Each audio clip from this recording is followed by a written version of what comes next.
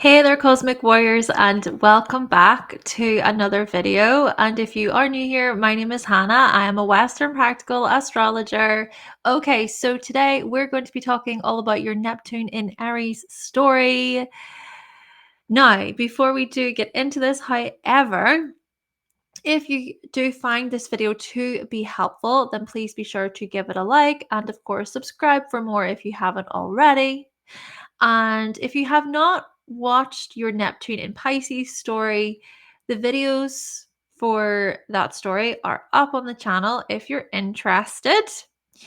Now, if you would like to book a reading with me, you can head on over to my website, hannahselsewhere.com. And if you would like to learn more about astrology, then head on over to the Cosmic Check-In podcast.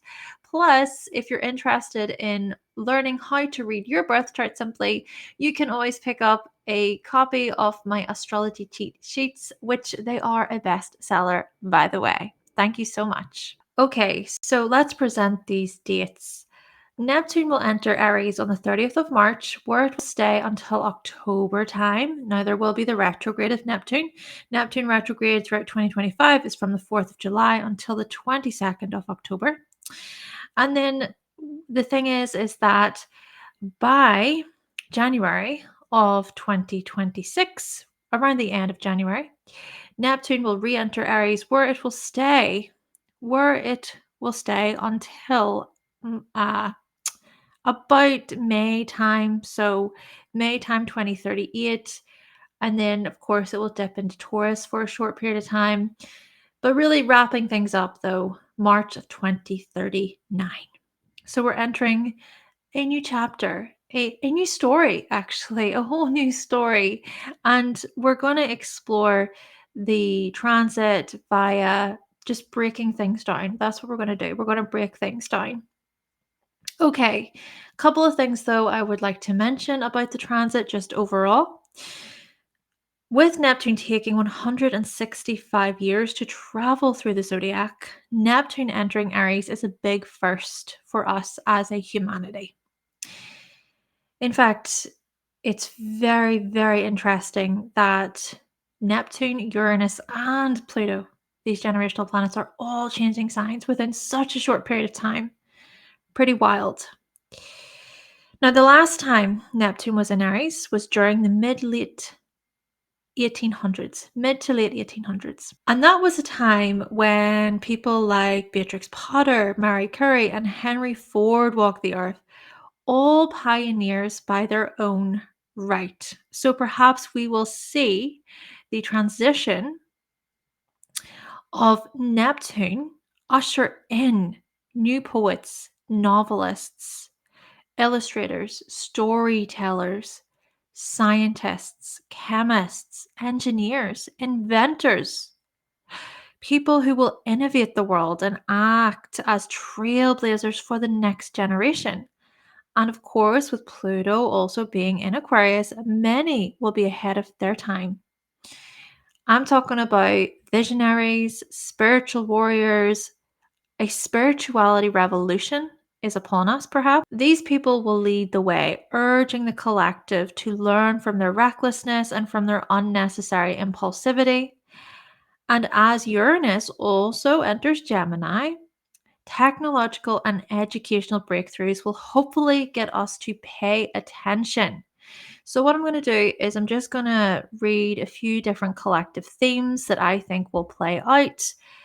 And these themes are taken from my post on Instagram. Okay, let's go through them quickly. Sexual fantasies, adrenaline addicts. So, adrenaline addicts, just to repeat that. Spiritual warfare, cutting edge medication and healthcare, charities that focus on genuinely helping people, a fresh look for movies, music, art, actors, musicians, writers, and poets with a vision. New heroes and heroines who are spiritually honest, groundbreaking discoveries about sleep, dreams, and the collective unconscious, the transcendence of identity, to rise above the self and to connect with pure consciousness. Standing up against leaders who have used hypnosis and mind control for selfish gain, hopeless romantics, esoteric champions, mystical adventures, allowing the ego to relax, restless about pursuing our dreams, being enchanted by strength and honor, wishful thinking about speed, defense, fighting, violence, and anger, trusting our inner guide when achieving our goals and starting new projects, acting on our psychic hunches almost instantly, almost like our intuition is really going to be tugging on us, a spiritual and holistic view of why we act in certain ways, energy healing, and an energetic reset within humanity, connection with source, dreams of victory, amygdala research, psychic attacks, protection, spiritual warriors, spiritual bravery, standing up for the innocent who have been victims of physical and sexual abuse, survivor crusades, many waking up from a trance like state, people seeing the dangers of misleading spirituality, shielding the young from secret societies, catalysts for change within the mental health sector, having faith in our actions, courage, and bravery, athletes and pioneers who act on spiritual values, and seeing through wolves in sheep's clothing. Oh, and of course, behind the scenes activity that can help us win. So, those are some collective themes that I really wanted to mention in this video. Well, I suppose this is probably going to be a couple of videos because I think I'm going to split it into two parts. But maybe you can reflect upon those manifestations, those possible manifestations of how Neptune in Aries will play out. Okay, let's now move on to your horoscopes. And of course, in this video, we're going to be looking at Libra through to Pisces. And for those of you who are looking for Aries through to Virgo, check out part 1. So, Libra, let's explore your Neptune in Aries story. First thing I want to say is that the Mars Neptune conjunctions you see in front of you, so those 6 states, try to think of those as check-in points, right? Those represent 6 hits, 6 new cycles, 6 opportunities to be able to explore, to check in, to see, okay, where am I along my Neptune in Aries journey, right? Energetically, physically. So, what do these check-in points say about your experience? Because the thing is that Neptune will transit your 7th house of one-to-one relationships. Now, one way to look at this is that your one-on-one relationships may feel a bit foggy or as if you cannot see things clearly. There may be times where you need to really step back from a situation and to maybe be on your own, to be in solitude, to go within and to consider, how do I feel about this partnership? How do I feel about this relationship? The rose-colored glasses stuff can happen with Neptune in the 7th, where you may put people on a pedestal, you may see other people's good parts, but naturally what can happen there is that there are certain expectations you place on others, or it's that you can, you can be severely disappointed, deceived as well, disillusionment. Therefore, the significant thing about this transit is Saturn will be involved, okay? So Saturn will be involved for about the first 3 years of the transit. Of course, yes, the other thing is that the Neptune-Saturn conjunction, those two planets being together, will be much more powerful and stronger at the beginning of the transit. So what am I getting at here? Saturn brings form. Saturn brings structure. Saturn welcomes greater discipline and self-control. Being able to face the reality of a situation. And so therefore, if it is that you experience this fog, maybe Saturn can welcome some healthy forms of caution, healthy skepticism, and can support you practically.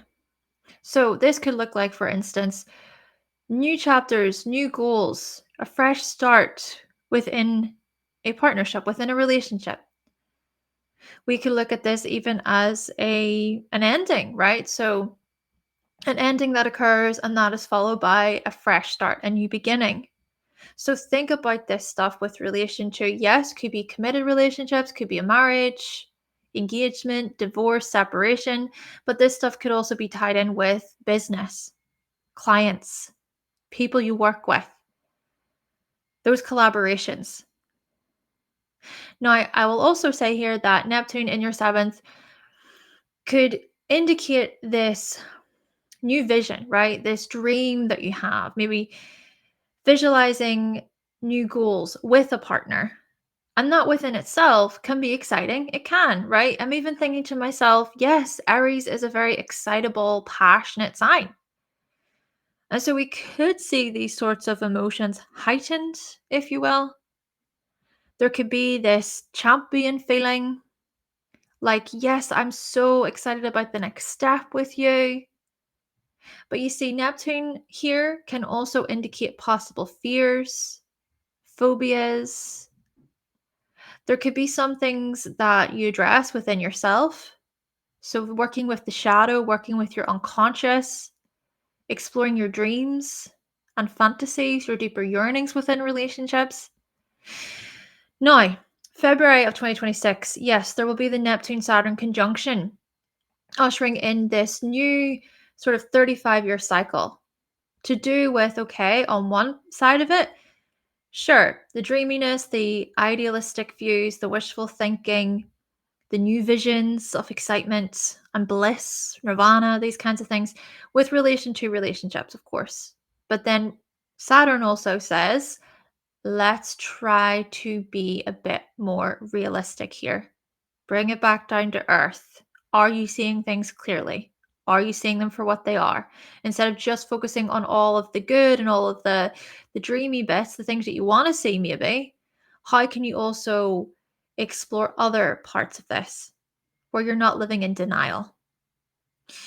April of 2026, Mars and Saturn will conjunct. And so that conjunction could be that push that you need, that insight, that greater authority, that greater sense of control and self-respect and dedication. My goodness, this could be a very ambitious time for you, Libra, when it comes to making something of yourself within partnerships. Great, great. Now, with that being said, let's maneuver over here to these Mars retrogrades. And again, I want to remind you that the Mars-Neptune conjunction, which will happen about every 2 years or so during the transit, right, as Neptune moves through your seventh, that conjunction will be like a check-in period. Now, a part of that check-in period could be about, let me just go within. Let me just reflect here. How am I feeling energetically? How am I feeling physically? Am I still aligned with my goals? Is this really what I want? Is this healthy? Is this relationship healthy for me? Is there anything I want to change about the dynamics within my relationship? Those kinds of questions may come up for you. Okay, so with 2025, post Mars retrograde, from Mars being in Cancer through to Scorpio, Libra, your goals and your passions and your motivations and your drive and all the rest of it, these things will be really placed into that of, okay, career, success, accomplishment, friendships, groups, teams, unity. There will also be a short time where it's about, let me just reflect anything I want to let go of when it comes to worry, stress, how much I'm taking on. And then also a part of your goals throughout 2025 will be tied in with, well, it could be relationship goals, new ways of asserting yourself, perhaps within relationships. Maybe trying to seek greater balance within your life there. Thinking about the self, your appearance. And of course, a part of this will involve your finances, investments, maybe managing other people's resources strongly there, considering your income, refining your skills. January until April of 2027, Mars retrograde will happen in your 12th and 11th houses. So, indeed, that retrograde will indicate a time of great spiritual insight, good time to review, okay, your sleeping patterns, your sleeping habits, the kind of way you are behind the scenes when no one's looking. Are you taking care of yourself? Any new health regimes you want to create there? Any routines you want to let go of or change? Reprioritizing these matters. And then also a part of it will be about reevaluating, reassessing your goals and wants when it comes to the group, when it comes to socializing, networking, team building. February until May of 2029, Mars retrograde will happen in your sign Libra, and then, of course, back into the 12th for you. So, again, more themes to do with, okay, health, being health conscious, more things to do with certain rituals and routines and habits. And at the same time, reassessing your energy levels in general, right? Your identity, your health, your vitality, your body. These things are going to really come up for you around that time to say, pay attention. And I'm also going to say this, remember that as I am exploring Mars, Mars is the ruler of your seventh. So there will be a part of these retrogrades that will involve other people, will involve how it is that you collaborate, how it is that you join together with others. Maybe they will also speak to that of the shadow, your hidden self. March until June of 2031, Mars retrograde will happen in your second house. So that retrograde will invite an honest reassessment, an honest reevaluation of your finances, of your income, anything you want to change. What sort of values are there? Anything about your values that you want to maybe look over? Could be related very much to your determination and your passion. Maybe a renewal will happen, a transformation will happen.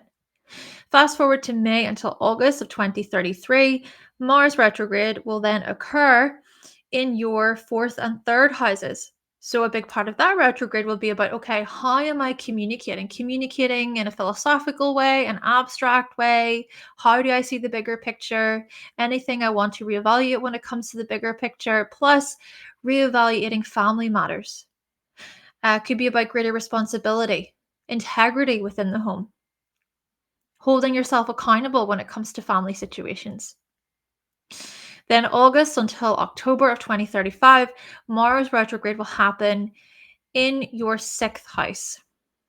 So that will really invite a letting go, a release, some kind of ending to do with health, to do with your schedules, your routines, making peace with the situation perhaps, maybe recognizing your own sort of acceptance there, right? To accept a situation at work or when it comes to your health. So something that you cannot physically control, making peace. Peace with that. Spiritual practices could really come up. And of course, to close off Neptune in Aries, October until December of 2037, Mars retrograde will happen in your 8th and ninth houses. Right. So after this period of release or just this acceptance, right? Acceptance to do with letting go of a routine matter, a health matter, a working relationship situation, right? Then we arrive to this other retrograde, and maybe a part of the partnership stuff, the relationship stuff will sort of ask you to, okay, well, let's reconsider intimacy. Let's reconsider trust. Let's also reevaluate your wants and your intentions when it comes to teachings, broadcasting, or publishing. Perhaps those sort of themes are going to be highlighted towards the end of the transit. Thank you so much, Libra. And now on to Scorpio. Next up, we have Scorpio. So, Scorpio, your Neptune and Aries story. Neptune, of course, will transit your 6th house of health, everyday routines, your habits.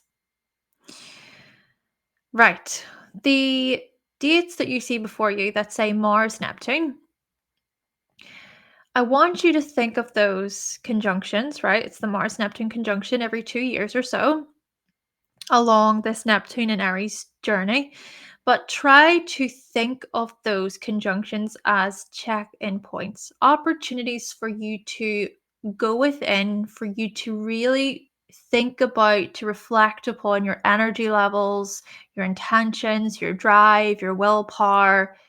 And then, of course, these matters will be tied to that of health, fitness, exercise. Thinking also about your work, your occupation, and how it is that you show up on an everyday basis. So, with that being said, yes, to further explain, Neptune in your 6th could be where you dissolve something about your routines or your habits. You let go of a certain way that you show up practically. Maybe also your stress levels, your productivity levels will be very much highlighted here from this place of perhaps transcendence or from this place of greater fascination and dreams. So, for example, if it is that you want to change something about your routines and daily habits so that you feel more aligned or so that you feel healthier, maybe there's something that needs to give. Maybe there's something that needs to sort of move and dissolve. Or we could look at this as you perhaps wanting to merge with something more. Maybe to reconsider, okay, well, where do I feel the most aligned when it comes to work? Maybe you'll want to help people in a different way. Maybe you'll want to take some time away from work, actually, take a step back from working so much. Perhaps it'll be a time where you will reconsider, right? What am I actually doing? What is the goal here? What are my intentions here? And there could also be significant changes then when it comes to your health. Your health. For some of you, it could actually be that you take some time off work because of a health concern, a health matter. For others of you, though, it could be that you want to win in a different way, right? With Aries winning, being a champion, victory, new beginnings, facing your fears, being brave, all these things. Yeah, maybe you'll want to win in a different way when it comes to work. Greater dreams, different fascinations, sort of being very creative. Those creative parts of Pisces, being very welcoming, enticing. Yes, interesting. Now, the other thing, of course, is that at the beginning of the transit, Saturn will be in Aries as well. So Saturn will be in Aries for about 3 years. And yes, at the beginning of the Neptune and Aries transit, Saturn and Neptune will be more close, right? They'll be closer together. What is Saturn doing? Saturn is saying, okay, you have these visions, you have these dreams when it comes to your health, your occupation. Well, are you going to make them a reality? Are you going to put in the work? Are you going to put in the time? How are you going to be a leader? Practically, realistically, how are you going to be a leader? How are you going to be a bit of a pioneer for others? Maybe it's a good way to innovate in some way, shape, or form here, Scorpio. Some of you Scorpios could completely change your line of work with this transit. Or it's that you want to really consider, okay, management, being an authority, being a leader, what does that mean to you? Being a boss, what does that mean to you? And the interesting thing about it too is Neptune can also, in some way, dissolve certain boundaries and limitations of Saturn. So with Saturn, yes, Saturn can indicate this harshness, this heaviness, rather, like a heaviness, a weight, this burdensome influence, where hope, in a way you could perhaps feel a bit down or feel a bit like, oh, giving up, that could happen. But hopefully then Neptune can kind of come along and say, hold on. How about you be compassionate with yourself? How about you give yourself a break here? Stop being so hard on yourself. There will be the conjunction of Neptune and Saturn February of 2026, ushering in a new 35-year cycle. So a part of that will be about, okay, time to be realistic and responsible and dutiful about working matters or about everyday routines. But equally, how can you explore the fantasy world, imagination? How can you let go a little bit? It's sort of like knowing when to control and knowing when to let go. I feel like that's a part of the dance between Saturn and Neptune. Okay, but moving on, April 2026, Mars will conjunct Saturn. And so that conjunction, oh my gosh, that could be what feels like a big push. Consider also for you, Scorpio, right? Scorpio is your ruler just as much as it is the ruler of Aries. So, what I'm saying here, right, as I explore all these dates and everything, is that this is a transit that's about you. It's about your identity. It's about your health, your appearance, your body, your aims, your goals, the self.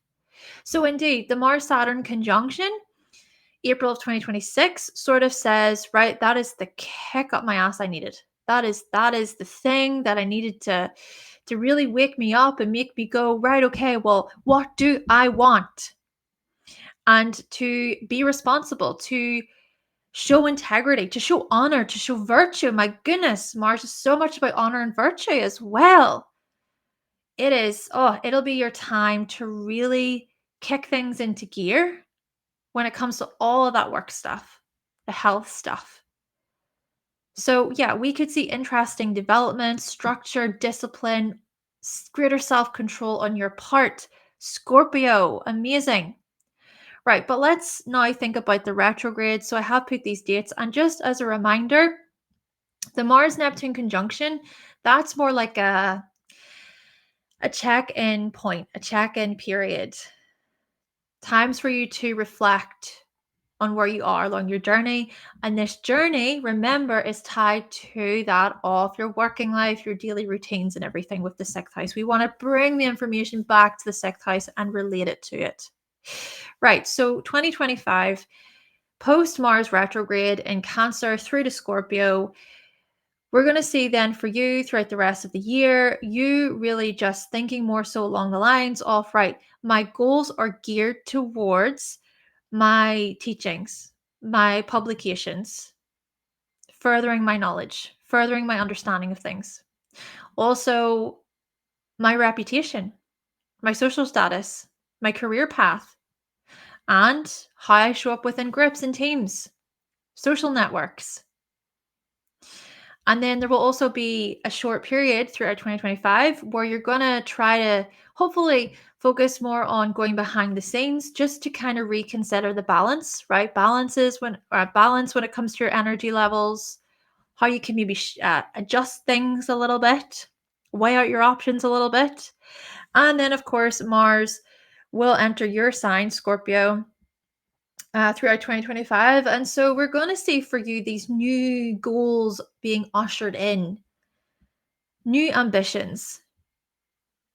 Very, very, very interesting to see. Okay, so then what we're going to do is we're going to think about January until April of 2027, and Mars retrograde will happen in your 11th and 10th houses. So that retrograde could invite you to reevaluate, to reassess your future aims, your collective aims, what it is that you want for the future, and how it is that you wish to even change something about your path, about your direction. And it doesn't have to be massive change, just something small. Even to consider your niche, how it is even that you show up within the collective, anything you want to improve upon, plus There will be more themes to do with your career, success, status, your reputation, what you're known for, your accomplishments, right? You've already gotten a taster of all of that, right? Because we had that Mars retrograde in your 10th house from the 6th of December until the 6th of January. So basically, all of this is to say 2027, there will be some more to that story, slightly, right? Yes, good time to really reevaluate your goals and your wants when it comes to your career. February May until May of 2029, Mars retrograde will happen in your 12th and 11th houses.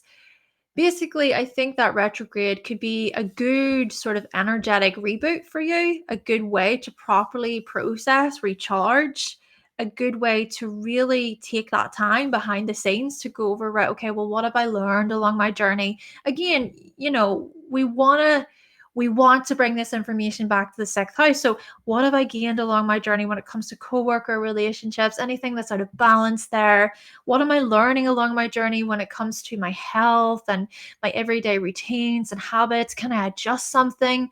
Take that time behind the scenes to go over the plan. And of course, more themes to do with friendships and communities will come up, right? With the 11th house also activated. Fast forward March until June of 2031, what do we see here? A Mars retrograde in your sign, Scorpio. So that retrograde will be massive for you in terms of your independence, in terms of your individuality. So the self, a lot of this will be about how you show up and how you assert yourself within the world, how you take action. Such a resilient time, I think. Yes, we're going to see major self-development moves for many Scorpios out there over the next coming years, especially with that Mars retrograde in your sign. Okay, yeah, identity shifts. Then fast forward to May until August of 2033, and Mars retrograde will happen in your 3rd and 2nd houses. So that part of the retrograde will invite you to reconsider your aims and goals and passions and drive to do with communication, communicating from a place of authority and responsibility and integrity. Plus, taking a closer look at your finances. Maybe there's some adjustments you want to make. Maybe there's some new aspirations you have in mind. Just reconsider what you want there in terms of your finances, your earnings, your physical security. Fast forward to August until October of 2035, Mars retrograde will happen in your 5th house. Right, that part of the retrograde could indicate you reconsidering, okay, creative wise, what feels right to me, creativity wise. Reevaluating your inspiration, what fascinates you, what inspires you creatively. Really going over your creative practices and projects, but also, hey, maybe reassessing your goals, what you want when it comes to romance, love, children. Could be something that you let go of, could be something you transcend, you dissolve, you make peace with, possibly. And of course, we've got October until December 2037. Mars retrograde will happen in your 7th and 8th houses. So I kind of think of this as you being at a stage then where you've really came to terms with your health. You've came to terms with a work situation. You've been able to let go of a creativity thing or a relationship situation. Something about love or romance could be a part of that, right? But then we get to this other Mars retrograde at the end, so closing off Neptune in Aries. And perhaps for you, it will be about reevaluating the very stability and security of your relationships, the comfort that is present there, or the lack of comfort. But equally, a time to maybe reconsider, okay, how can we maybe join together financially? Is there anything we want to change or switch up about our finances together? Maybe a part of it will even be about reevaluating debts, trying to pay things off. Or part of that could involve communication when it comes to intimacy. And then again, it's these kinds of things that are tied to that of your health, your work. Bring it back to the sixth house. Thank you so much, Scorpio. And now on to Sagittarius. Moving on to Sagittarius, let's talk about this Neptune in Aries transit for you. Of course, it's going to be happening in your fifth house. What I want to say, though, first of all, is that the Neptune Mars, so see the lines that say Mars Neptune, those are conjunctions. Those are check-in points along your Neptune and Aries story. A time where you can reflect, you can go within, you can just reconsider and look over, right? What is it that's working well? What is it that's not working well? Would I like to change anything before entering this new cycle, right? Neptune and Mars there together will usher in a new cycle every 2 years or so. But what is this cycle about? What is it all about? Well, with Mars and Neptune in the fifth, and just to touch on Neptune in the fifth in general here, well, it will be about you exploring your creativity, your imagination, you maybe escaping via creative practices or creative projects. Perhaps it will be a good opportunity as well for you to experience greater compassion and self forgiveness, thinking even about how the fifth house is tied to the ego, to individuality. Perhaps there will be something that you will transcend or let go of slightly, something that you will dissolve about the self, about your individuality, maybe as a way to surrender, as a way to sacrifice, as a way to maybe align with something greater than yourself. Could be, for instance, the significant changes that you make for your children, how you show up for your children. It could be that there's something that you let go of when it comes to your creativity as well. Certain passions or interests that you once loved, that you once really enjoyed, you let go of those. There's an ending. There could be an ending. But of course, hey, this could also be about further fascination and inspiration, right? Feeling inspired maybe by your creative projects. Or this could be about even some time off, actively seeking some time off and wanting to enjoy more behind the scenes activity, maybe some time alone in solitude. And that within itself is something that you love, is something that is really enjoyable to you. Could also be about escaping via entertainment. Or it could be it could be a very creative time overall. Painting, music, writing, film, photography, media, getting lost in it. Just so much passion just pouring out of you, just endless, boundless passion. And there's a love there, right? There's a real love for creativity. Heck, this could be where the hobbies you pursue are endless. Endless. So many hobbies, so many ideas, so many visions and dreams about hobbies and passions and interests. Take it as someone who has Neptune in the fifth house natally. I love, love, love to create. I get lost in my creativity. Yes, we're going to see these significant themes happen for you, Sagittarius. And in Aries, my goodness, Aries is a very fiery sign, independent. This is about you winning. This is about you being a champion, being victorious, Sagittarius, and facing life, being brave, being this warrior, showcasing this warrior spirit. Maybe even a part of that then is about protecting your children, if it is that you have children, right? And really fighting for them, standing up for them. Okay, let's also consider how Saturn will be in Aries at the beginning of Neptune in Aries. Saturn will be in Aries, transiting your fifth house, Sagittarius, from 2025, about that, until 2028. And so at the beginning of the transit, we're going to see greater form and structure and discipline. Maybe for some of you Sagittarians out there, this transit will invite you to consider how it is that you're guiding your own children, how you can teach them right from wrong. Maybe for others of you, this is about some sort of long-term project you commit to. It could be a hobby that you take on. It could be some sort of sporting situation.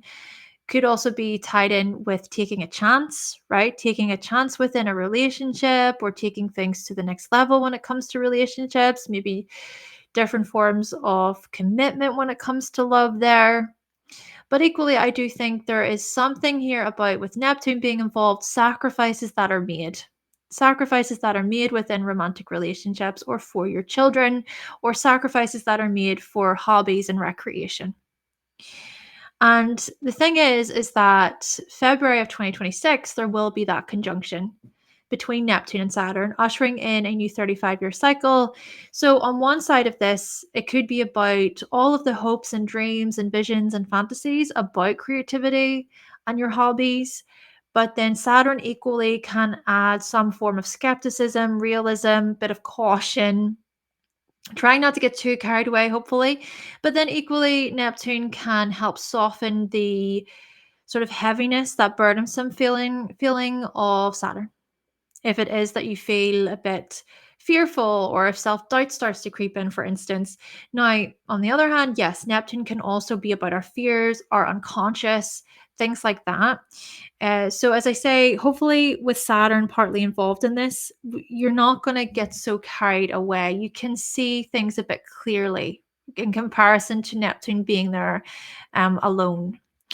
Of course, just remember that Saturn will start to move away from Neptune and that conjunction will not be as strong. But I will say this, that Mars and Saturn will conjunct April 2026. And so that could be this fire, this fuel, this push to win when it comes to, hey, again, creative projects. Again, forms of leisure, right? Leisure, recreation, time off, all those things. And just more time to yourself. Maybe a part of that will be about independent goals, solo goals, right? Where with Aries, right? Aries is about the self. Aries is about independence. It's about leadership. So yes, maybe the Mars Saturn conjunction could highlight this greater commitment or this greater responsibility to do with your individual goals, whatever that looks like for you. Right, let's now move over to Mars and the Mars retrogrades. And just remember, as I was saying previously, with the Mars-Neptune conjunction every 2 years or so, it will be a way to check in. Certain parts of the self, certain parts of your identity, your ego could be transcended, could be dissolved. It could be that you do indeed make certain sacrifices, you let go of certain pressures or expectations, for instance. Could also be that you feel slightly frustrated because things aren't actually so clear. Things are not really going the way that you maybe visualize them or hope them to be with that conjunction. There can be levels of feeling a bit disconnected energetically. So just keep that in mind. And maybe during those periods, especially when Mars and Neptune are so strongly linked, it will be important, it will be beneficial to you to step back a little bit. Okay, let's then think about 2025. Post Mars retrograde happening in Cancer through to Scorpio. So for you, Sagittarius, the wants and goals that you're going to be or that you're going to be moving on with or addressing or thinking about will be tied to that of intimacy, emotional bonding, joint finances, certain changes there. Also, travel, exploring new horizons, exploring things outside of your comfort zone, following your moral compass, your career path, your accomplishments, your achievements, community stuff will be looked at, togetherness, plus There will be a period where perhaps you will indeed feel very strongly, very intensely about things, and you'll need just to take a step back. And we're really seeing this more so towards the end of 2025, where you're just needing some space, like space to really just let out your emotions. My goodness, it could be where it just feels like you've been holding so much in, maybe holding so much in about love and relationships or children or your individuality and creativity, and you just need to let those emotions out, Sagittarius, behind the scenes. Okay, January until April of 2027, Mars retrograde will happen in your 10th and 11th, your 10th and 9th houses, your 10th and 9th houses. So that retrograde could really be where you reconsider, you reevaluate your profession, where you are professionally. Hey, but also reconsidering your purpose, your life's work, major goals there, long-term goals. Of course, those goals don't necessarily have to be tied to work, right? Could be tied to health, for instance, but also the reevaluation of your beliefs, travel, certain destinations you want to go to, philosophies, your worldviews. February until May of 2029, Mars retrograde will happen in your 11th and 10th houses. So that retrograde will be more so about, okay, what about diplomacy and tact, fairness with respect to community and friendships and groups? How are things balanced there? How are things not balanced there? But then equally, taking a closer look once more at that of professionalism and purpose. Now, as I'm going through these, you want to really think about bringing it back to this fifth house arena. Remember that, okay? You bring back that information. You think, okay, how does this stuff relate to that of creativity? How does it relate to my individuality and my interests? Love, the relationship I have with my children. March until June of 2031, Mars retrograde will happen in your 12th. Right, that retrograde will be very much about you needing space to reflect, to reevaluate where you are psychologically, emotionally, energetically. Maybe a lot of stuff to do with your dreams will come through, your sleeping patterns, your sleeping habits will come up. Healthy forms of escapism could also be activated there or highlighted. But then equally, I think it's important to hopefully not self-sabotage or to recognize that part of you that can self-sabotage. May until August of 2033, Mars retrograde will happen in your second and first houses. So there will be a part of it which will involve you, your identity, your health, your vitality. So reevaluating where you are when it comes to those very areas. So thinking about maybe certain changes you want to make, certain adjustments, how you can experience greater freedom or joy, for instance. And then as well, reassessing your very goals and wants when it comes to your resources for the long term, what you want to build there. From August until October of 2035, Mars retrograde will happen in your fourth house. So a lot of family stuff. And I don't think it's necessarily about having to address family stuff directly. It could be even stuff to do with the past, right? Memories, past situations, things like that.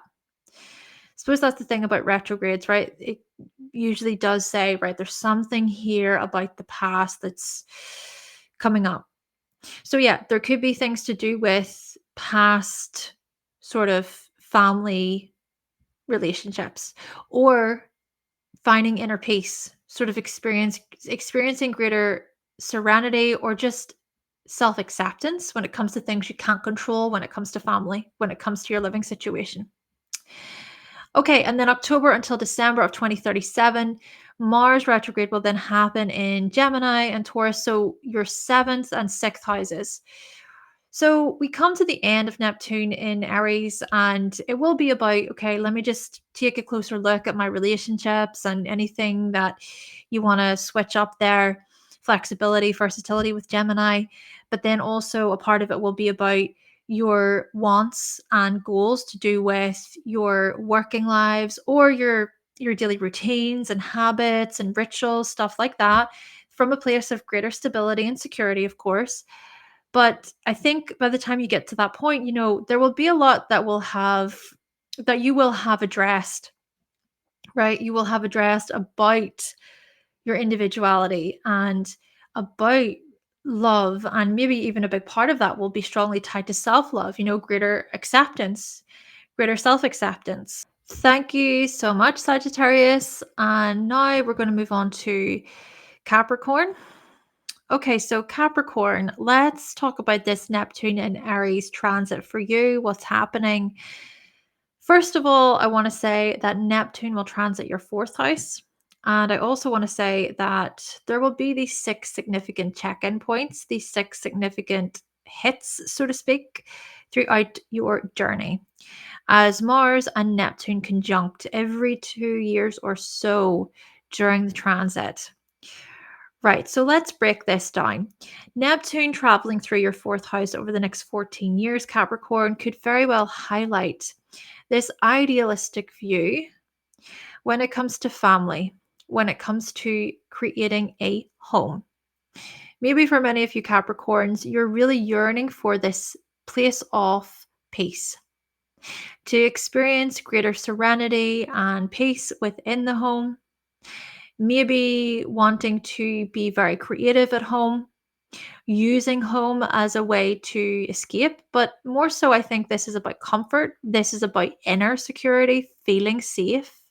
This is about your emotional needs, supporting yourself emotionally. And perhaps too, this is the dream, right? This is where we see the dream for you. And I'm also going to mention that there could be some turbulent emotions or sort of emotions that are very chaotic or can just overwhelm you. Could be stuff to do with family, the past, memories, the unconscious, right? Thinking about the fourth house in terms of family cycles, unconscious habits. But equally, we could look at this as certain parts of these cycles and habits transcending or dissolving or changing, just taking a different form. Or we could look at it as maybe you using these matters, these emotions, as a way to be inspired or as a way to maybe be creative, to let out your emotions creatively within the home. And Saturn then will be a part of the Neptune in Aries transit at the very beginning. And do keep in mind that Saturn rules you, Capricorn. So what I'm about to say, right, with Saturn through Aries over the next 3 years there, what I'm about to say will be so much about your identity, yourself, your appearance, your health, your vitality, your body, okay, your aims, your goals. So Saturn then at the beginning of the transit, of course, there around about 2025, 2026, aligning with Neptune says, right, let's bring some sort of form and structure to these visions, to these fantasies or dreams when it comes to family and home.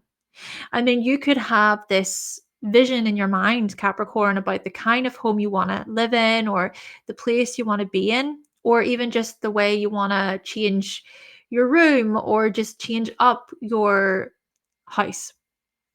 Saturn comes along and says, right, let's be realistic. Let's be practical. Let's put a plan in place. Something that's doable. Something that you can commit to for the long term, of course. If it is, for instance, that you want to move out of your house and you want to relocate, you want to maybe buy a house, right? Putting those building blocks in place. Or another example of this is if you want to change something about your family life. There's some sort of significant shift you want to make so that you feel more settled, safe, and secure, then yeah, it's about putting those building blocks in place and committing yourself, disciplining yourself. So, yes, Saturn can help in a way with the idealistic views of Neptune, where you can say, right, let me just see things a bit clearer here. Let me just be practical here, take responsibility for my actions. And equally, Neptune can help soften the heaviness of Saturn. Of course, with Saturn, right? Saturn, especially in the fourth, could indicate some heavier emotions, Okay, there could be these feelings of, oh, I'm not enough, or self doubt could creep in. Family stuff could just be so burdensome and just a lot to carry, Capricorn. So maybe Neptune could be this force of, okay, be kind to yourself, let that go. That's not yours to carry. Transcend that. Be patient with yourself as well, with Saturn involved. A lot of this stuff will be about your emotional needs, your emotional attachments, your emotional security, Capricorn. Right. So, February of 2026, there will be the conjunction between Neptune and Saturn. And that will usher in a new 35-year cycle to do with this family stuff, your living situation.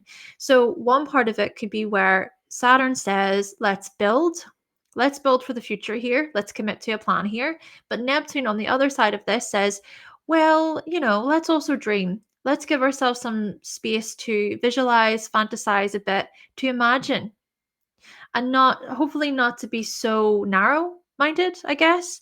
And in Aries, right? I mean, Aries is the trailblazer. Aries is a very passionate sign. It's about being a leader. So these things are really about you and your focus and how you want to win, how you want to be victorious, facing life's challenges head on here, Capricorn, being honest with yourself as well when it comes to family and home and so on. And we see here that April of 2026, Mars and Saturn will conjunct. So that conjunction will really activate this push to do, this push to commit, this push to sort of go, right, what is the challenge? Let me face that challenge. Let me overcome that obstacle. I will challenge myself. I've got this, right? In Aries, my goodness, it's fiery. It's about being a warrior. Being a warrior. And sure, okay, Saturn is in its fall in Aries. It's in its fall. And so there can be at times this impatience, this restlessness, this frustration. But respect that whenever there is a drive, whenever there is a hit to move and you feel that inspiration and that passion and that desire, move with it, Capricorn. And following on from what I just said, right, with the inner frustrations and everything, well, Mars and Neptune we're going back to Mars and Neptune as we move over to the Mars retrogrades throughout the transit. Reminder, the Mars Neptune conjunctions are like check-in points. Check-in points so that you can reevaluate where you are, or maybe just reconsider, right, what is the next step for me? What's the new cycle I'm about to embark on? To contemplate, to go within, reflection. And at the same time, there could be something that's inwardly frustrating about it all. Because maybe a part of it, yes, Capricorn, is that you're going to be challenged because things are not maybe moving in this direction that you want to go, right? There can be this directionless, this lost feeling with Neptune. This fog can be created. But I want to say this, it's not all of the time. I think with Mars involved, Mars can sort of act as this driving force, as this, let's cut this, let's do away with this, let's move with resilience, especially in Aries. Aries is a warrior, is a fighter. Still, check-in points. Maybe a part of the check-in points for you throughout the process will be about, okay, let's transcend this part of the goal. That's not working. Okay, dissolve that, or maybe change that. Okay, so 2025, post Mars retrograde from Cancer until Scorpio. What we see here is that your goals, wants, and your drives and your willpower will be really poured into that of, okay, relationships, partnerships, clients, customers, also intimacy, emotional bonding, connecting more honestly in a very raw, vulnerable way. Then also thinking about travel, higher education, improvements you want to make there. Plus, changes to that of, well, your career status, some adjustments, maybe being able to weigh out your options a little bit there. And then naturally looking at groups and teams and renewals there within these areas. Significant renewals tied to determination and grit, and sort of going, not today. I'm going to push through this. And I'm thinking to myself, remember to relate this information, right? So as we're going through Mars retrograde and everything else, and the journey of Mars, relate the information back to that of your home, your family, your emotional needs, the past. January until April of 2027, Mars retrograde will happen in your ninth and eighth houses.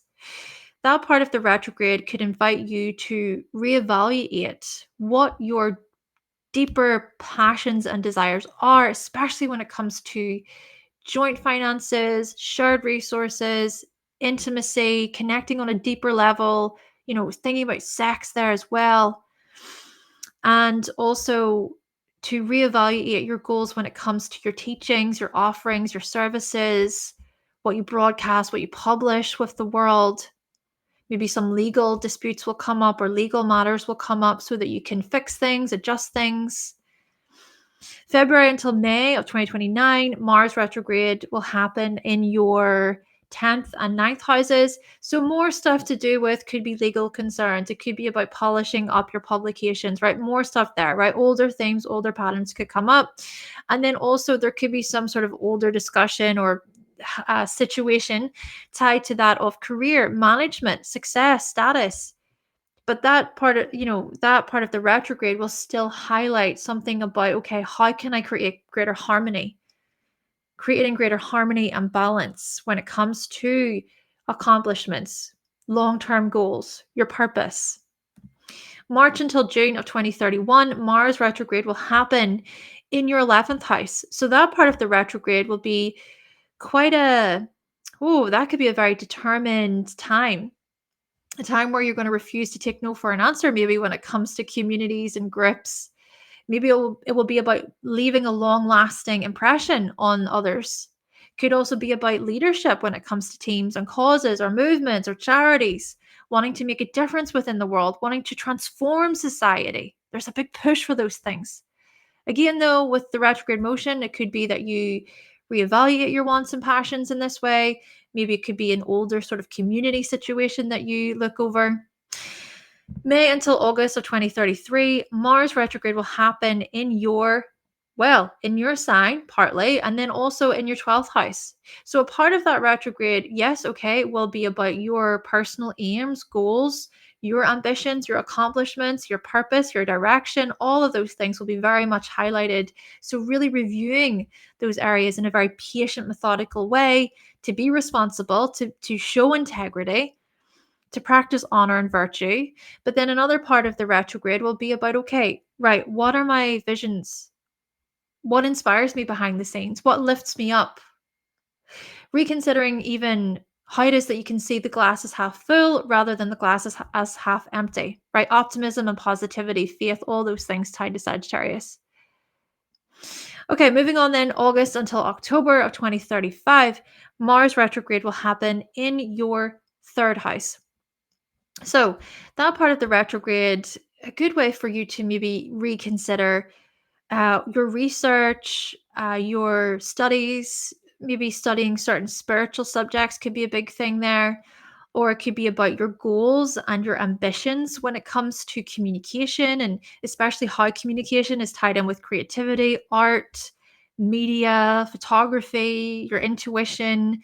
Perhaps there's something that you seek to let go of or not really associate yourself with anymore. There could be an ending, a significant communication ending, a sort of study ending. So, yeah, something that you let go of, you make peace with, possibly. Could even be about making peace with a sibling relationship, for instance. And then, of course, October until December of 2037, Mars will then retrograde in your sixth and fifth houses. So, towards the end of Neptune in Aries, yes, it will still be about taking a closer look at re examining your working lives, your day to day stuff, maybe switching something up there, flexibility, greater flexibility, for instance, and then also to go over what your wants and desires are when it comes to love and romance and your creativity and all the rest of it. But I think what will be involved in all of that will be this greater feeling of, you know what, yeah, when it comes to my family life, when it comes to my living situation, I'm ready to move on. I've made peace with that. I know what I want when it comes to my living situation. I know what I want when it comes to my home. And I can see how I have put those building blocks in place to support myself, to support my family, to support my future. Thank you so much, Capricorn. And now on to Aquarius. Right, so Aquarius, let's talk about this Neptune in Aries transit for you. First of all, Neptune will transit your third house. And I also want to say that the Mars Neptune conjunctions that you see underlined, right? So there are 6 hits where those conjunctions act as check-in points. So every 2 years or so, Mars and Neptune are going to conjunct in Aries in the third house for you. And so those conjunctions will be ways for you to maybe usher in a new cycle, for you to maybe reflect upon, okay, well, what have I learned? What do I want to let go of? What's no longer serving me? But equally, what do I want to embrace? So, what does this have to do with? Third house stuff. Neptune, through your third house, over the next 14 years or so, is going to highlight this transcendence or this sacrifice, this surrender when it comes to things like communication, your thoughts, how you speak, how you educate yourself. We are going to see, for example, hopefully, you speaking kinder to yourself. We could also look at this as you drawing from greater inspiration, drawing from your intuition when it comes to communication or your studies. We could also look at this as you making somewhat more bold moves when it comes to communication, being a bit of a champion, wanting to win when it comes to studies and communication, to speak, hopefully, confidently, but in this peaceful way, in a way where there's greater serenity, this calming influence, hopefully. Naturally, with Aries involved, yes, Aries can be a very fiery sign. It can be a loud sign, quite assertive, somewhat aggressive too. But hopefully, with Neptune involved, there can be what feels like this letting go, this serenity, the ability to maybe give up control at times, to maybe even welcome how your inner voice can lead the way, how your intuition can lead the way. And the thing about this is that Saturn, at the beginning of the transit, supports you. So Saturn can assist with any dreaminess, any fog, any haze created by Neptune. So let's explore this further, keeping in mind that Saturn is one of your rulers. And so Saturn here will speak to your identity, your aims, your goals, your self, your health, your appearance, your body. So Saturn will join up with Neptune at the very beginning of Neptune and Aries. So Saturn can indicate some healthy forms of realism and practicality, some greater discernment and discipline, and being dedicated to the path. So if it is, for instance, here, Aquarius, that there's some ideal that comes to mind, right? There's maybe something you're dreaming about, perhaps, with respect to communication or your studies or vehicles or your neighborhood, your local area. Saturn can maybe indicate healthy boundaries, healthy limits, to be a bit responsible with your communication, to speak responsibly, to be an authority when it comes to communication. And with the same token, Neptune still can assist with serenity, peace. Now, what's also coming through to my mind actually is how Neptune within itself can be quite an overwhelming celestial body, in that our emotions can really get riled up when it comes to wherever Neptune is. We can be very sensitive to things. maybe sensitive to feedback, sensitive to what other people say. In your case, Aquarius with Neptune in the third. So again, perhaps Saturn can sort of indicate this resilience, this patience, acting as a bit of a pause, so to speak, right? Is this true when it comes to this, whatever is being communicated, when it comes to what I'm learning? Is it true? Does it run true for me, for example? And of course, February 2026, there will be the Neptune-Saturn conjunction, which will usher in a new 35-year cycle to do with what? Well, on one part of this is about, okay, long-term committed goals with relation to, it could be some sort of communicative project. It could be you wanting to write a book, for example, you wanting to maybe take things to the next level when it comes to your studies. But equally with Neptune as a part of it, Neptune sort of says, embrace these visions. I'm giving you these insights. See them. Explore the unconscious, explore the collective unconscious, the symbolism, how you can draw from symbolism to be artistic, to be creative, mentally so, communicatively so. April 2026, then the Mars-Saturn conjunction will happen. So that conjunction will be more so about greater integrity, discipline, self-control.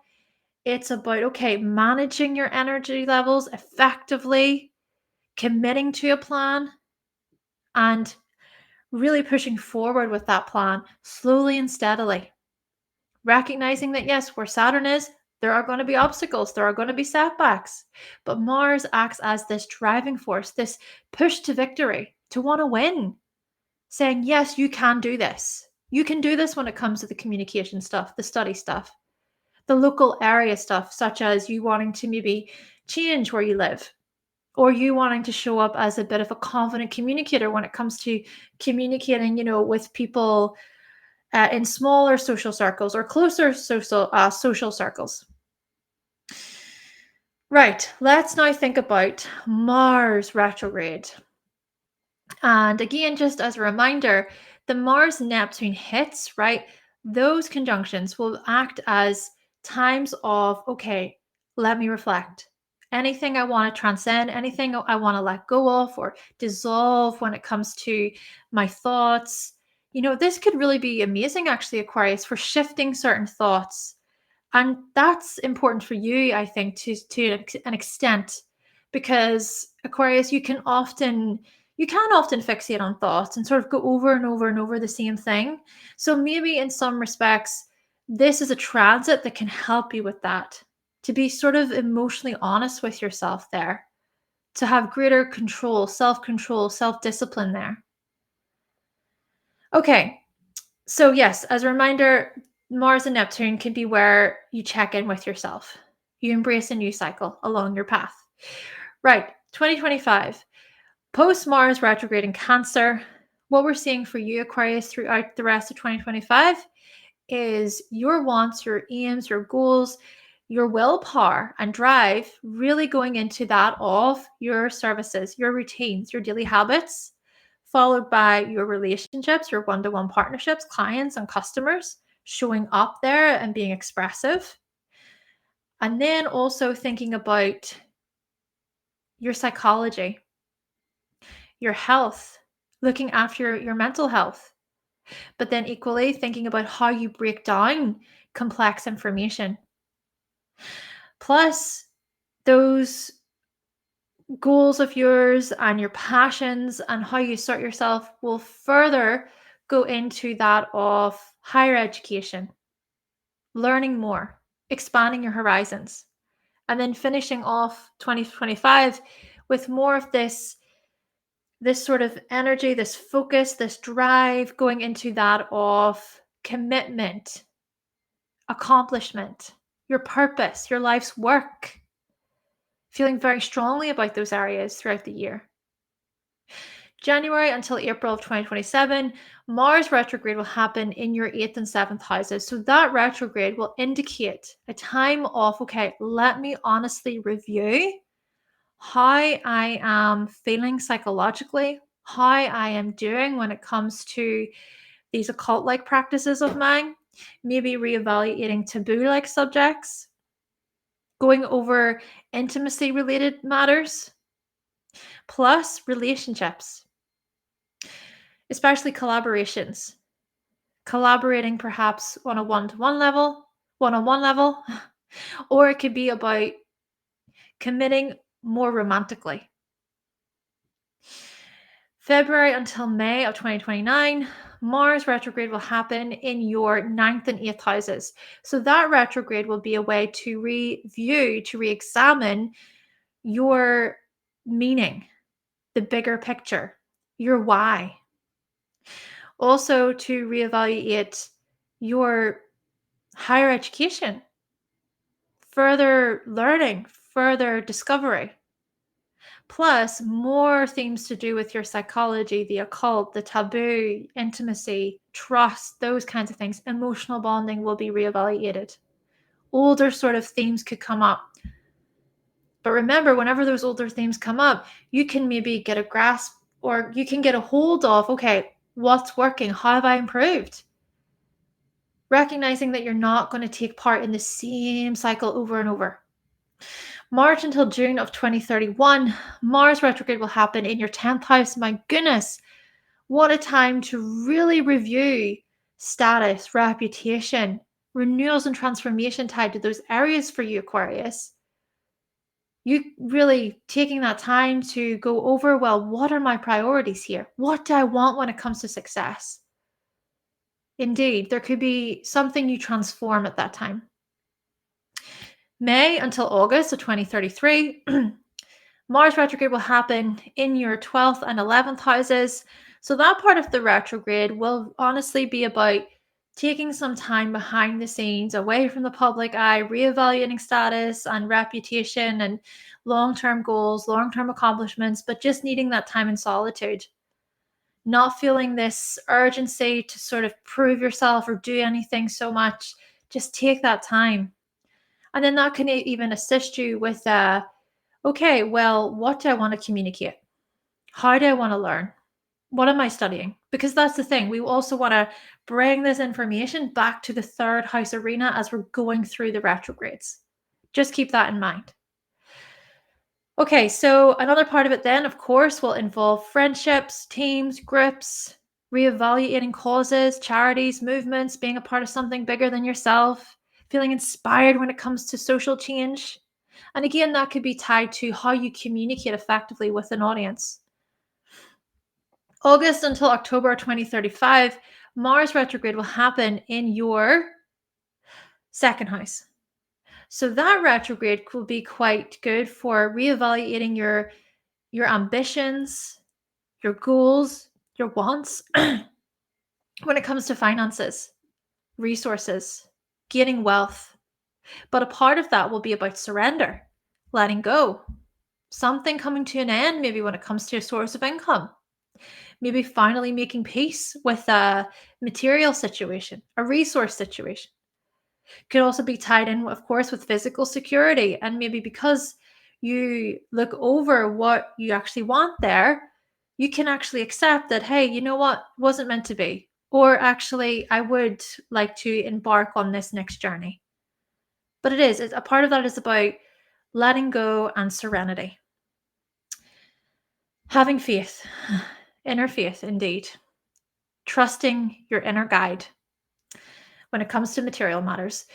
Then to close off Neptune in Aries, of course, Mars retrograde will happen in your fifth and fourth houses.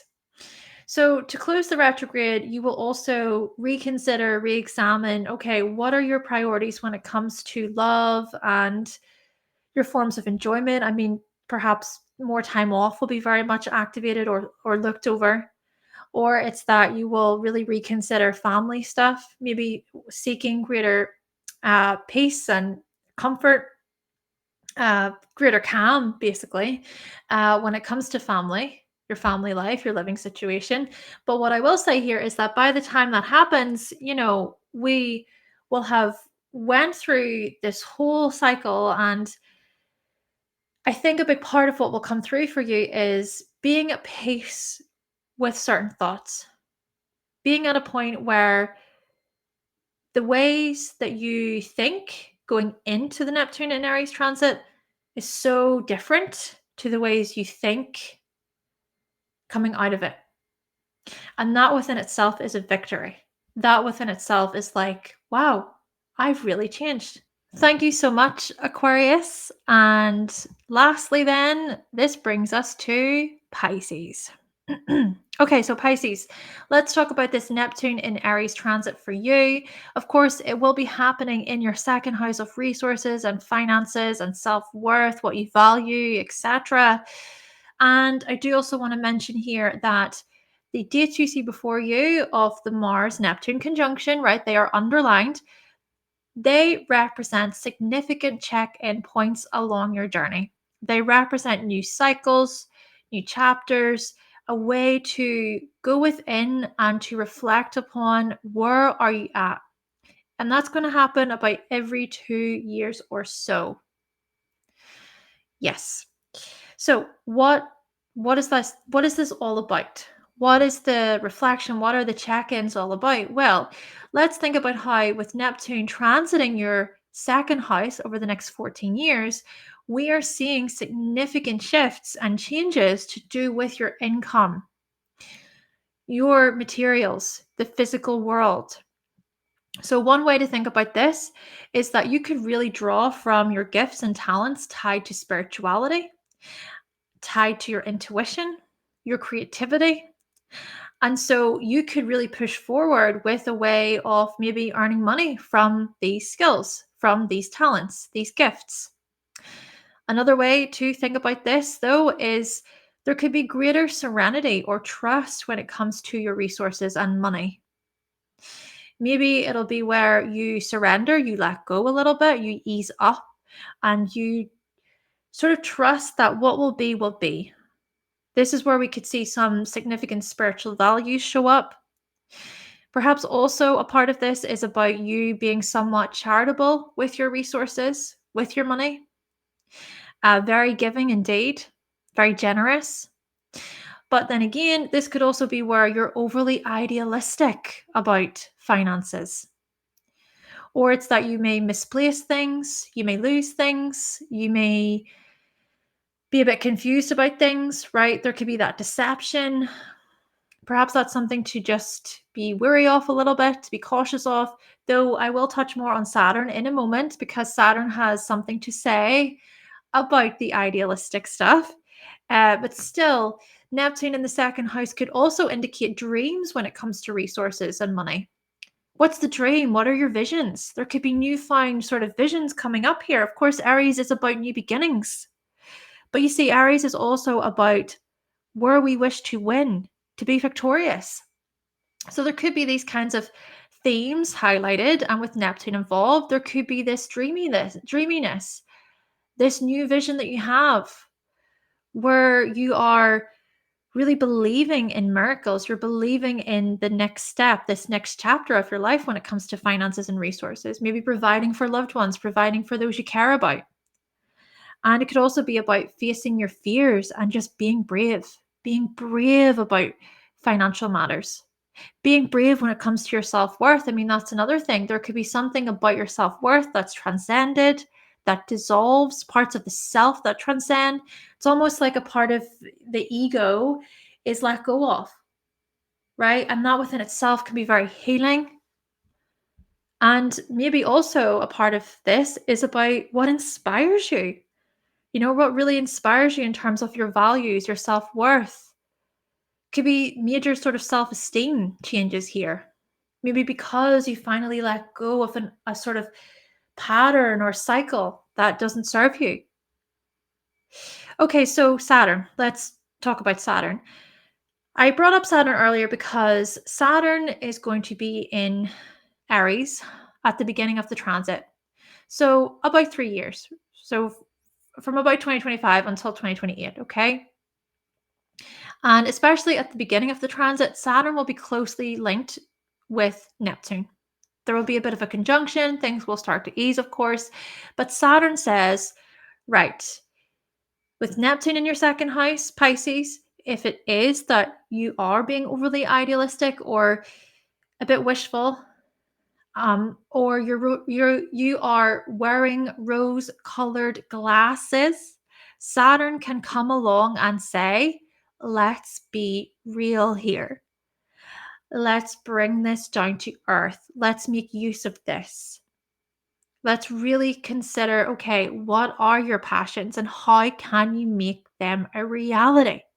What are your goals here when it comes to your finances? Let's slowly build.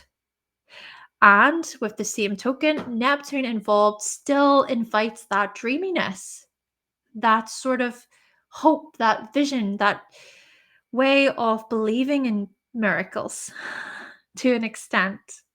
Now, Neptune can also dissolve certain boundaries and limitations set by Saturn as well. Of course, I suppose, and you're the first person I'm talking about this with, and it's not a personal thing, it's just came to my mind. But Neptune can rule addictions.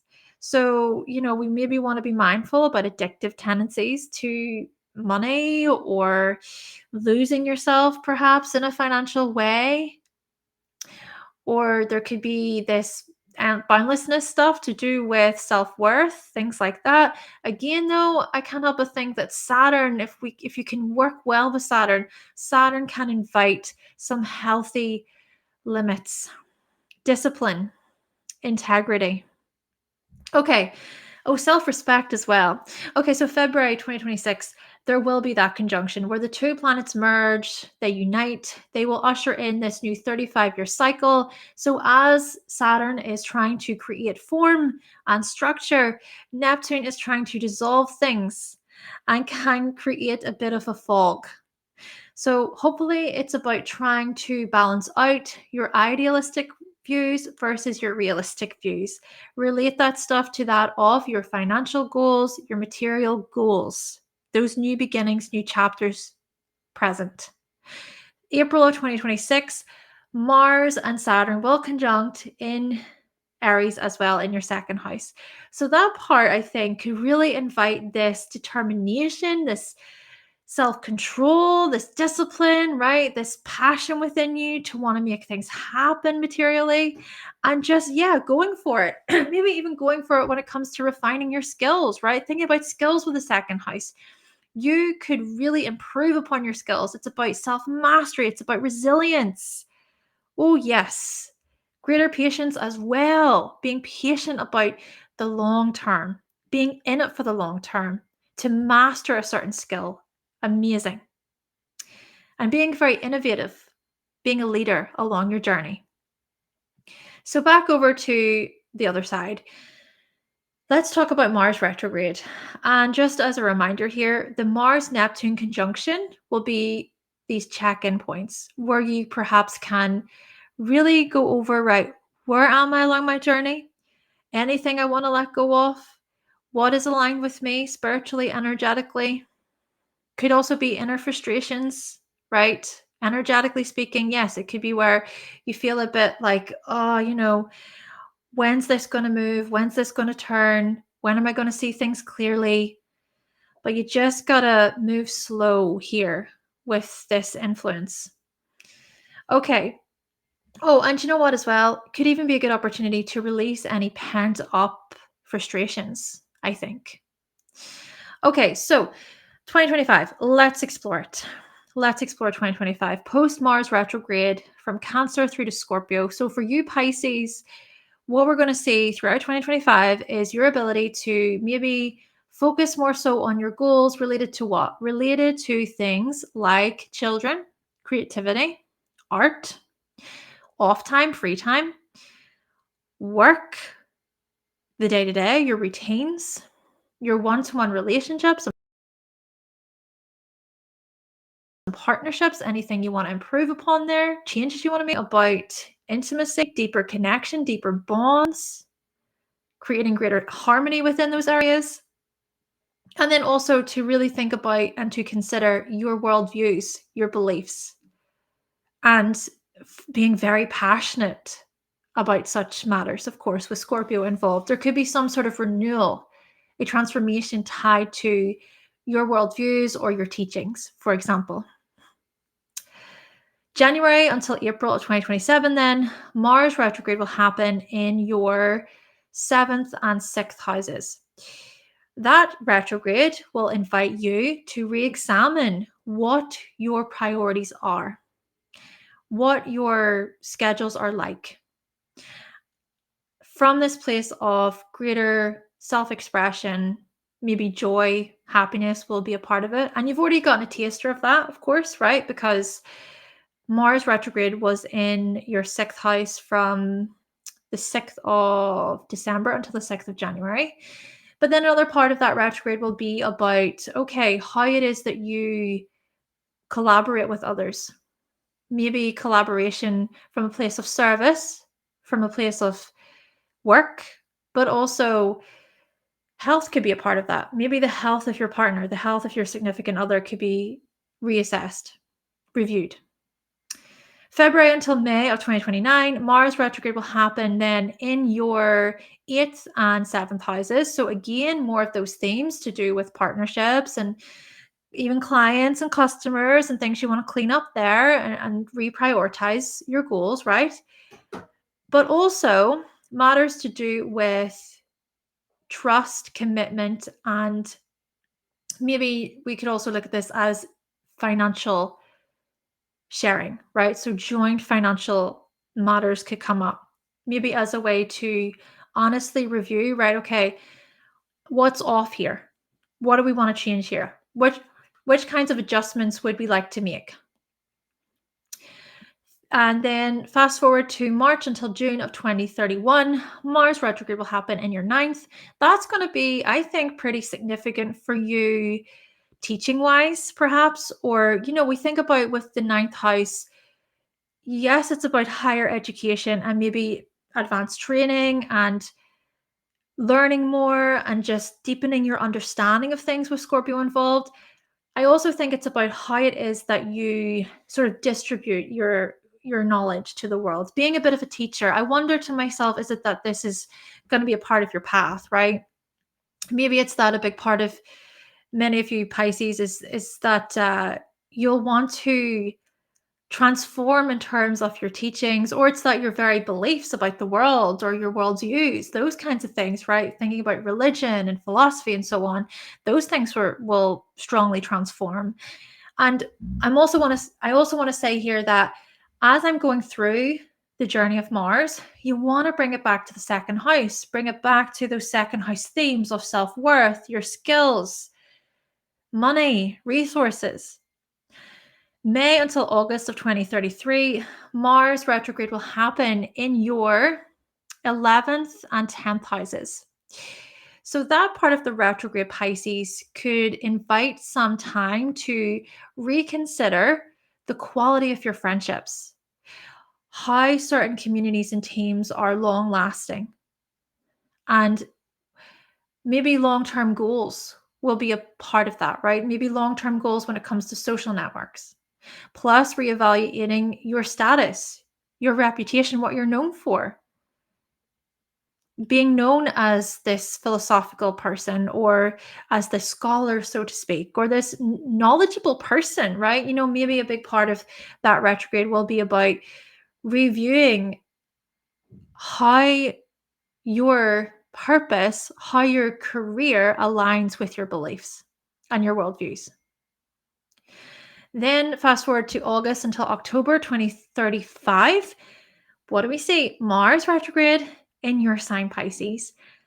So that's quite significant, I think, in terms of identity changes, physical body changes, maybe letting go of a health matter or a physical body matter.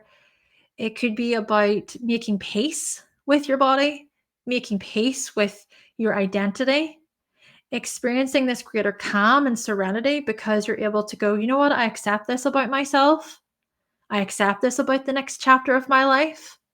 And of course, October until December of 2037, Mars retrograde will happen in your 4th and 3rd houses. So towards the end of Neptune in in Aries, which I'm just going to say here quickly as well. Remember, Neptune is one of your rulers, Pisces. So, yes, this stuff that we're talking about is very much about you, your identity, right? But anyway, towards the end of Neptune and Aries, what we could see here is that you will still reflect upon, okay, family stuff,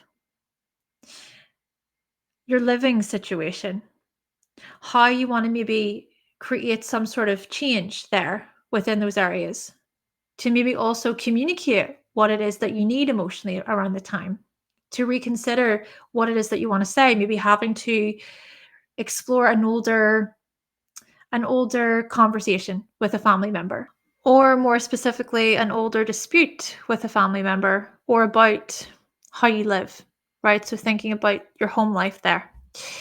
Plus, to go over your goals and passions with relation to study, research, how you speak, perhaps from this more stable, steady way. And I think by the time you get to that point, right, along your journey, there will be much acceptance about self-worth, I think. I think a big part of your Neptune and Aries story is being able to sort of accept that, yes, these are my skills. This is how I do things. This is what I'm good at. And I think a part of that journey for you will also be tied to self worth. And that within itself is tied to this greater acceptance to say, you know what, yeah, I value myself. I don't need to prove myself here. I know who I am. And that within itself can maybe even be quite spiritually freeing, right? There's that greater spiritual freedom with Neptune. Indeed. Very interesting for you, Pisces. Thank you so, so much. And on that note, this has been your Neptune in Aries story, everyone. Thank you so, so much for listening. Of course, yes, more specifically, Neptune in Aries for Libra through to Pisces. As a reminder, if you're here for Aries through to Virgo, there is the previous video all about your Neptune and Aries story. But overall, thank you for listening. If you did benefit from your reading today, if you find it to be helpful, you can always buy me a coffee. Plus, if you would like to book a reading with me, you can visit my website, hannahselsewhere.com. Thanks again, everyone. All the best during this transit. And I will talk to you in the next video. Bye.